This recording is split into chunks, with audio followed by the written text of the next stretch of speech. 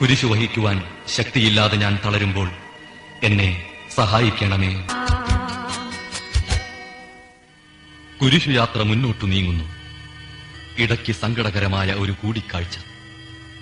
അവിടത്തെ മാതാവ് ഓടിയെത്തുന്നു. അവർ പരസ്പരം നോക്കി. കവിഞ്ഞൊഴുകുന്ന 4 കണ്ണുകൾ, വിങ്ങിപ്പൊട്ടുന്ന 2 ഹൃദയങ്ങൾ. അമ്മയും മകനും സംസാരിക്കുന്നില്ല. മകന്റെ വേദന അമ്മയുടെ ഹൃദയം തകർക്കുന്നു.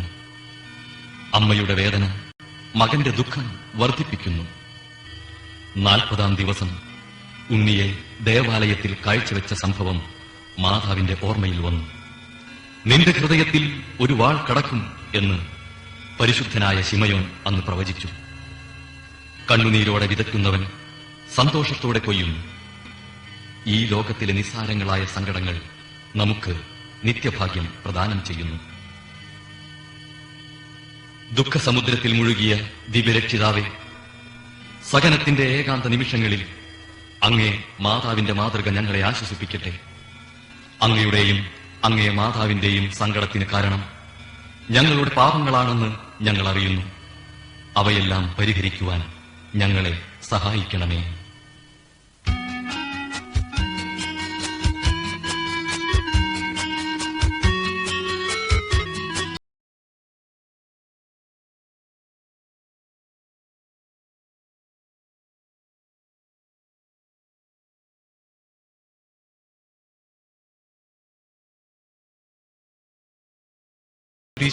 താങ്ങാൻ കൈവന്ന ഭാഗ്യമേ ഭാഗ്യം.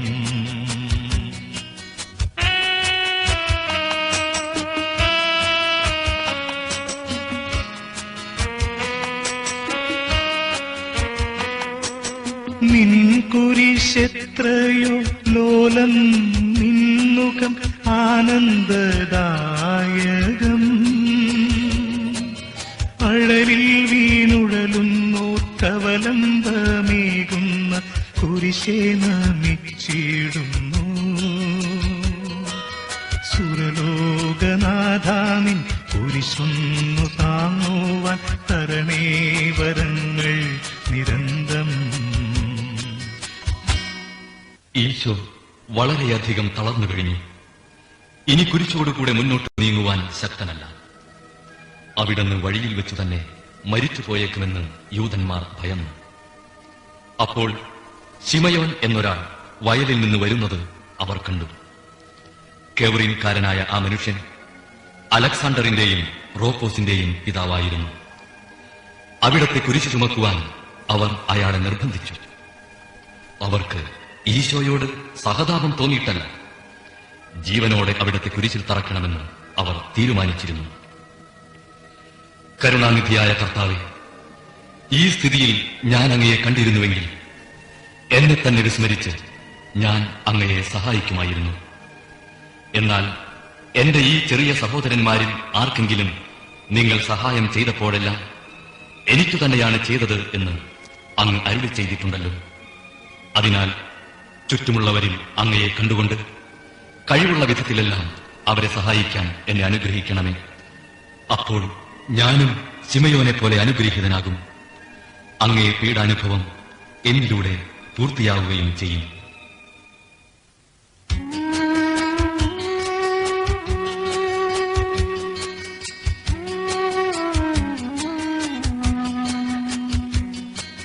വാടിത്തളർന്നു മുഖം, നാഥന്റെ കണ്ണുകൾ താണു മങ്ങി.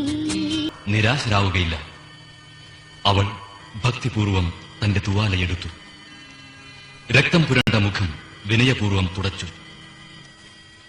എന്നോട് സഹതപിക്കുന്നവരുണ്ടോ? പാദം പുണർന്നു ഞാൻ കീഴുന്നു കനിയേണമിന്നിൽ. ഈശോ ബലഹീനനായി വീണ്ടും നിലത്തു വീഴുന്നു. മുറിവുകളിൽ നിന്ന് രക്തമൊഴുകുന്നു. ശരീരമാകെ വേദനിക്കുന്നു. ഞാൻ പൂഴിയിൽ വീണുപോയി. എന്റെ ആത്മാവ് ദുഃഖിച്ചു തളർന്നു. ചുറ്റുമുള്ളവർ പരിഹസിക്കുന്നു. അവിടുന്ന് അതൊന്നും ഗണ്യമാക്കുന്നില്ല. എന്റെ പിതാവ് എനിക്കു തന്ന പാനപാത്രം ഞാൻ കുടിക്കേണ്ടതല്ലയോ? പിതാവിന്റെ ഇഷ്ടം നിറവേറ്റാനല്ലാതെ അവിടുന്ന് മറ്റൊന്നും ആഗ്രഹിക്കുന്നില്ല. മനുഷ്യപാപങ്ങളുടെ ഭാരമെല്ലാം ചുമന്ന മിശിഹായെ, അങ്ങയെ ആശ്വസിപ്പിക്കുവാനായി ഞങ്ങൾ അങ്ങയെ സമീപിക്കുന്നു. അങ്ങയെ കൂടാതെ ഞങ്ങൾക്ക് ഒന്നും ചെയ്യുവാൻ ശക്തിയില്ല. ജീവിതത്തിന്റെ ഭാരത്താൽ ഞങ്ങൾ തളർന്നു വീഴുകയും എഴുന്നേൽക്കുവാൻ കഴിവില്ലാതെ വലയുകയും ചെയ്യുന്നു. അങ്ങേ തൃക്കൈ നീട്ടി ഞങ്ങളെ സഹായിക്കണമേ. കരയുന്ന നാരീഗണത്തിന് നാഥൻ സമാശ്വാസമേകി. ഓറശലത്തിന്റെ തെരുവുകൾ ശബ്ദായമാനമായി. പതിവില്ലാത്ത ബഹളം കേട്ട് സ്ത്രീജനങ്ങൾ വഴിയിലേക്ക് വരുന്നു. അവർക്ക് സുപരിചിതനായ ഈശോ കൊലക്കളത്തിലേക്ക് നയിക്കപ്പെടുന്നു. അവിടുത്തെ പേരിൽ അവർക്ക് അനുകമ്പ തോന്നി. ഓശാന ഞായറാഴ്ചത്തെ ഘോഷയാത്ര അവരുടെ ഓർമ്മയിൽ വന്നു. സൈത്തിൻ കൊമ്പുകളും ജൈവിളികളും. അവർ കണ്ണുനീർ വാർത്ത് കരഞ്ഞു. അവരുടെ സഹതാപ പ്രകടനം അവിടുത്തെ ആശ്വസിപ്പിച്ചു. അവിടുന്ന് അവരോട് പറയുന്നു, നിങ്ങളെയും നിങ്ങളുടെ കുഞ്ഞുങ്ങളെയും ഓർത്ത് കരയുവിൻ. ഏതാനും വർഷങ്ങൾക്കുള്ളിൽ ഓറശലം ആക്രമിക്കപ്പെടും. അവരും അവരുടെ കുട്ടികളും പട്ടിണി കിടന്നു മരിക്കും. ആ സംഭവം അവിടുന്ന് പ്രവചിക്കയായിരുന്നു. അവിടുന്ന് സ്വയം മറന്ന് അവരെ ആശ്വസിപ്പിക്കുന്നു. എളിയവരുടെ സങ്കേതമായ കർത്താവേ, ഞെരുക്കത്തിന്റെ കാലത്ത് ഞങ്ങളെ ആശ്വസിപ്പിക്കുന്ന ദൈവമേ, അങ്ങേ ദാരുണമായ പീഡകൾ ഓർത്ത് ഞങ്ങൾ ദുഃഖിക്കുന്നു. അവയ്ക്ക് കാരണമായ ഞങ്ങളുടെ പാപങ്ങൾ ഓർത്ത് കരയുവാനും ഭാവിയിൽ പരിശുദ്ധരായി ജീവിക്കുവാനും ഞങ്ങളെ അനുഗ്രഹിക്കണമേ.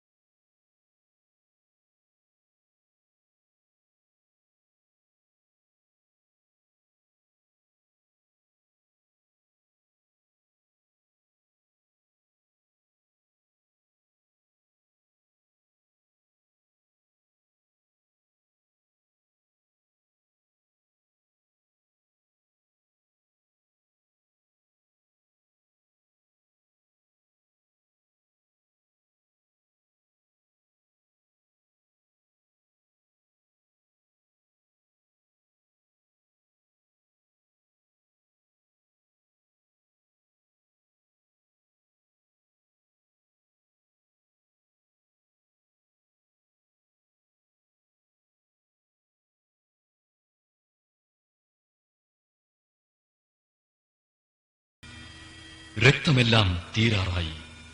തല കറങ്ങുന്നു, ശരീരം വിറയ്ക്കുന്നു. അവിടുന്ന് അത് നിലം പതിക്കുന്നു. സ്വയം എഴുന്നേൽക്കുവാൻ ശക്തിയില്ല. ശത്രുക്കൾ അവിടുത്തെ വലിച്ചെഴുന്നേൽപ്പിക്കുന്നു. ബലി പൂർത്തിയാകുവാൻ ഇനി വളരെ സമയമില്ല. അവിടുന്ന് നടക്കുവാൻ ശ്രമിക്കുന്നു. നീ പീഡിപ്പിക്കുന്ന ഈശോയാണ് ഞാൻ എന്ന് ശാവോലിനോട് അരുളി ചെയ്ത വാക്കുകൾ ഇപ്പോൾ നമ്മെ നോക്കി അവിടുന്ന് ആവർത്തിക്കുന്നു. ലോകപാപങ്ങൾക്ക് പരിഹാരം ചെയ്ത കർത്താവേ, അങ്ങേ പീഡകളുടെ മുമ്പിൽ എന്റെ വേദനകൾ എത്ര നിസ്സാരമാകുന്നു.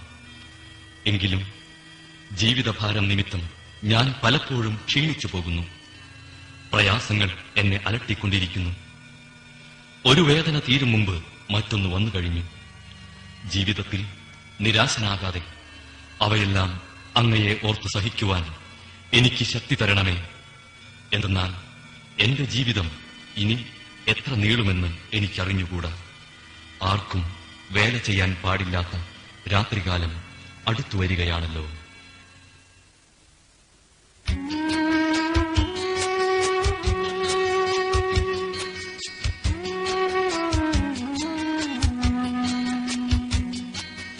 എത്തി വിലാപയാത്ര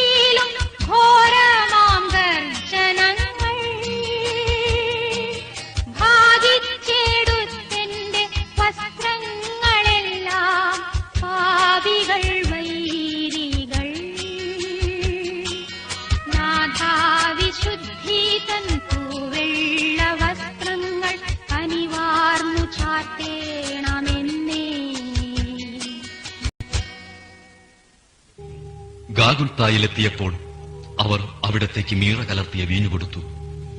എന്നാൽ അവിടുന്ന് അത് സ്വീകരിച്ചില്ല. അവിടുത്തെ വസ്ത്രങ്ങൾ 4 ഭാഗിച്ച് ഓരോരുത്തർ ഓരോ ഭാഗം എടുക്കുകയും ചെയ്തു. മേലങ്കി തയ്യൽ കൂടാതെ നെയ്യപ്പെട്ടതായിരുന്നു.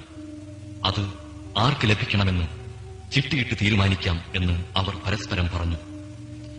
എന്റെ വസ്ത്രങ്ങൾ അവർ ഭാഗിച്ചെടുത്തു, എന്റെ മേലങ്കിക്കു വേണ്ടി അവർ ചിട്ടിയിട്ടു എന്നുള്ള തിരുവെഴുത്ത് അങ്ങനെ അനർത്ഥമായി. രക്തത്തിൽ ഒട്ടിപ്പിടിച്ചിരുന്ന വസ്ത്രങ്ങൾ ഉരിഞ്ഞെടുക്കപ്പെട്ടപ്പോൾ ദുസ്സഹമായ വേദന അനുഭവിച്ച മിശിഹായെ, പാപം നിറഞ്ഞ പഴയ മനുഷ്യനെ ഉരിഞ്ഞുമാറ്റി അങ്ങയെ ധരിക്കുവാനും മറ്റൊരു ക്രിസ്തുവായി ജീവിക്കുവാനും എന്നെ അനുഗ്രഹിക്കണമേ. ഈശോയെ കുരിശിൽ കിടത്തി കൈകളിലും കാലുകളിലും അവർ ആണി തറയ്ക്കുന്നു. ആണിപ്പഴുതുകളിലേക്ക് കൈകാലുകൾ വലിച്ചു നീട്ടുന്നു. ഉഗ്രമായ വേദന, മനുഷ്യന് സങ്കൽപ്പിക്കാൻ കഴിയാത്ത വിധം ദുസ്സഹമായ പീഡകൾ. എങ്കിലും അവിടുത്തെ അധരങ്ങളിൽ പരാതിയില്ല, കണ്ണുകളിൽ നൈരാശ്യമില്ല. പിതാവിന്റെ ഇഷ്ടം നിറവേറട്ടെ എന്നും അവിടുന്ന് പ്രാർത്ഥിക്കുന്നു. ലോകരക്ഷകനായ കർത്താവെ, സ്നേഹത്തിന്റെ പുതിയ സന്ദേശവുമായി വന്ന അങ്ങയെ ലോകം കുരിശിൽ തറച്ചു. അങ്ങ് ലോകത്തിൽ നിന്നല്ലാത്തതിനാൽ ലോകം അങ്ങയെ ദ്വേഷിച്ചു. യജമാനേക്കാൾ വലിയ ഭൃത്യനില്ലെന്ന് അങ്ങ് അരുളി ചെയ്തിട്ടുണ്ടല്ലോ. അങ്ങയെ പീഡിപ്പിച്ചവർ ഞങ്ങളെയും പീഡിപ്പിക്കുമെന്നും ഞങ്ങൾ അറിയുന്നു. അങ്ങയോടുകൂടെ കുരിശിൽ തറയ്ക്കപ്പെടുവാനും ലോകത്തിന് മരിച്ച് അങ്ങയ്ക്കു വേണ്ടി മാത്രം ജീവിക്കുവാനും ഞങ്ങളെ അനുഗ്രഹിക്കണമേ.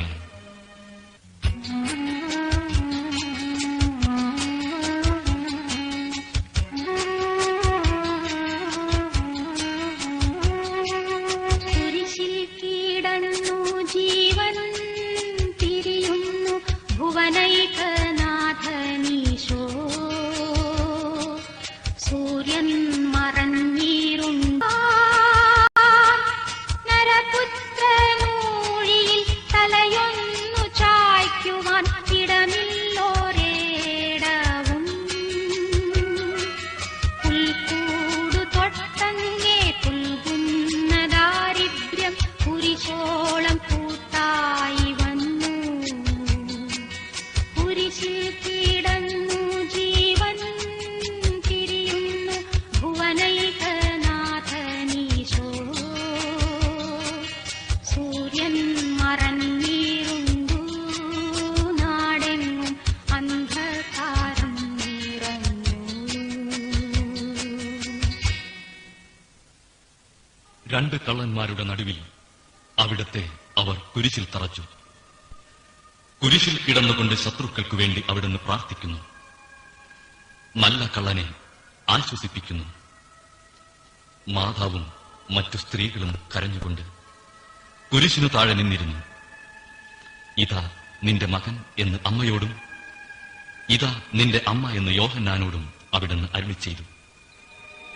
12 മണി സമയമായിരുന്നു. എന്റെ പിതാവേ, അങ്ങേ കൈകളിൽ എന്റെ ആത്മാവിനെ ഞാൻ സമർപ്പിക്കുന്നു എന്ന് അരുളി ചെയ്ത് അവിടുന്ന് മരിച്ചു.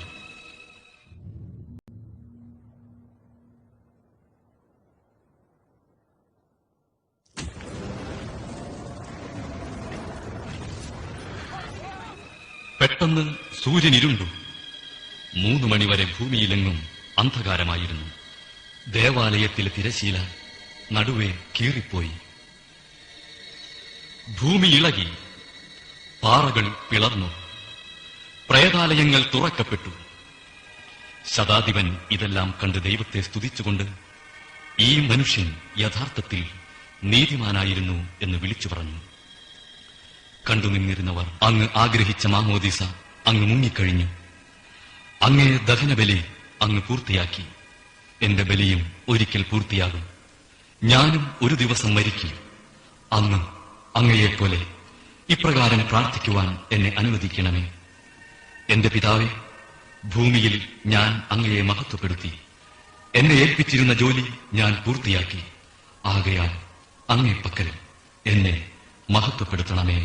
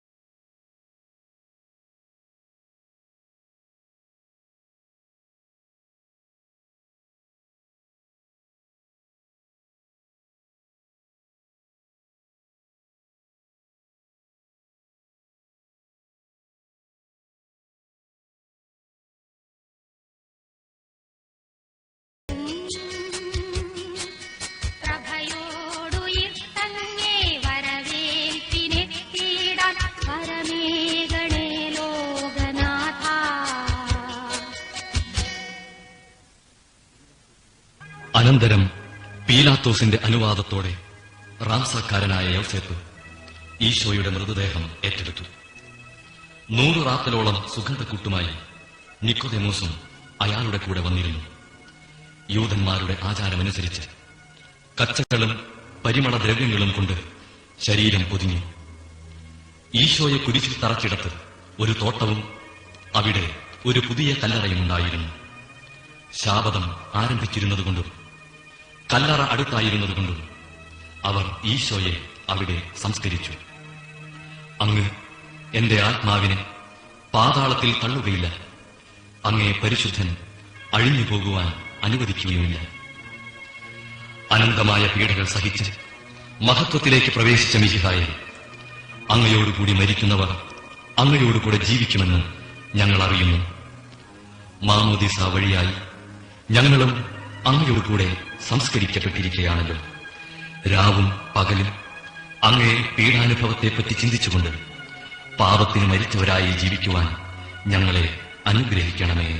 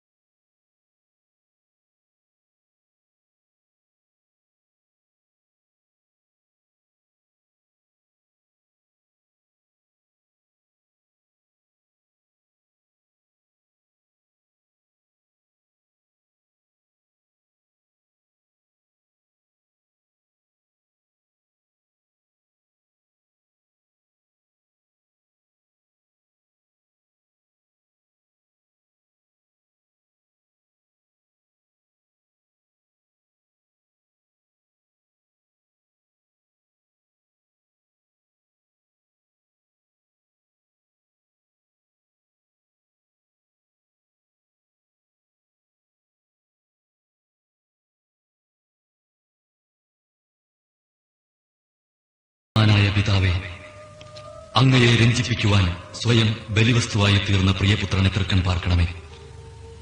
ഞങ്ങൾക്കു വേണ്ടി മരണം വരിച്ച അങ്ങേ പുത്രനെ സ്വീകരിച്ചുകൊണ്ട് ഞങ്ങളുടെ പാപങ്ങൾ പൊറുക്കുകയും ഞങ്ങളോട് രമ്യപ്പെടുകയും ചെയ്യണമേ. അങ്ങേ തിരുക്കുമാരൻ ഗാഗുൽത്തായിൽ ചിന്തിയ തിരുരക്തം ഞങ്ങൾക്കു വേണ്ടി പ്രാർത്ഥിക്കുന്നു. ആ തിരുരക്തത്തെ ഓർത്ത് ഞങ്ങളുടെ പ്രാർത്ഥന കൈക്കൊള്ളണമേ. ഞങ്ങളുടെ പാപം വലുതാണെന്ന് ഞങ്ങൾ അറിയുന്നു. എന്നാൽ അങ്ങേ കാരുണ്യം അതിനേക്കാൾ വലുതാണല്ലോ. ഞങ്ങളുടെ പാപങ്ങൾ കണക്കിലെടുക്കുമ്പോൾ അവയ്ക്കു വേണ്ടിയുള്ള ഈ പരിഹാര ബലിയെയും ഗവനിക്കണമേ. ഞങ്ങളുടെ പാപങ്ങൾ നിമിത്തം അങ്ങേ പ്രിയപുത്രൻ ആണികളാൽ തറയ്ക്കപ്പെടുകയും കുന്തത്താൽ കുത്തപ്പെടുകയും ചെയ്തു. അങ്ങേ പ്രസാദിപ്പിക്കുവാൻ അവിടുത്തെ പീഡകൾ ധാരാളം മതിയല്ലോ. തന്റെ പുത്രന് ഞങ്ങൾക്ക് നൽകിയ പിതാവിന് സ്തുതിയും കുരിശുമരണത്താൽ ഞങ്ങളെ രക്ഷിച്ച പുത്രന് ആരാധനയും രക്ഷണകൃത്യം പൂർത്തിയാക്കിയ പരിശുദ്ധാത്മാവിന് സ്തോത്രവും ഉണ്ടായിരിക്കട്ടെ. ആമേൻ.